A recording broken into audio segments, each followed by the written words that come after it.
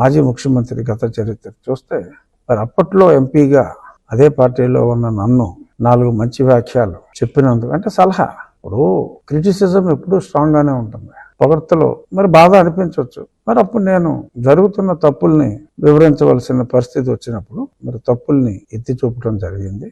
మరి దాన్ని అన్యదా అతనప్పుడు భావించి నన్ను దారుణంగా చిత్రహింసల పాలు చేశాడు. చూసా ఆ వీడియో.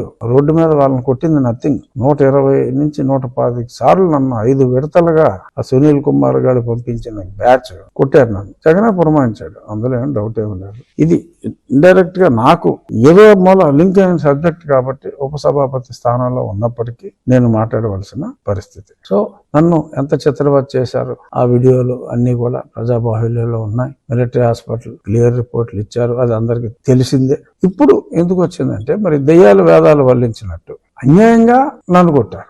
ఇప్పుడు దారుణమైన గంజాయి బ్యాచ్ ని మరి కొడితే పోలీసులు వాళ్ళ మీద హత్యా ప్రయత్నం చేసిన, పైగా తగుదనమ్మా అంటూ పరామర్శకు వెళ్ళటం, లా అండ్ ఆర్డర్ ని ప్రొటెక్ట్ చేయవలసిన బాధ్యత ప్రజాప్రతినిధులది. జగన్మోహన్ రెడ్డి ఇప్పుడు ముఖ్యమంత్రి కాకపోవచ్చు, కానీ ఒక ప్రజాప్రతినిధిగా పులివెందుల ప్రజలకి ప్రాతినిధ్యం వహిస్తున్న వ్యక్తి ఇలా గంజాయి చేసే బ్యాచ్ కి నోన్ శిక్ష పడి జైలుకి కూడా వెళ్లి శిక్ష కన్ఫర్మ్ చేసి వచ్చిన బ్యాచ్ కి తన మద్దతు తెలియజేయటం మరి ఇది దిగజారుడు ఓట్ల రాజకీయానికి పరాకాష్ట.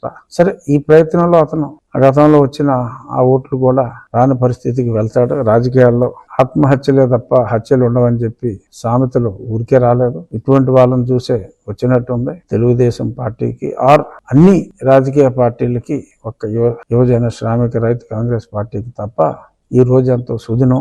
ఎందుకంటే ఒక రాజకీయ నాయకుడు క్రిమినల్స్, ప్రజాకంటకంగా తయారైన క్రిమినల్స్ ని పోలీసులు ధర్మం ప్రకారం శిక్షిస్తే మరి వాళ్ళకి మద్దతుగా ఇటువంటి వెధవలకి నేనున్నాను అంటూ మరి అక్కడికి వెళ్ళి భుజం తట్టడం అనేది ఆత్మహత్య సదృశ్యం. This is going to be political వాటర్లూ.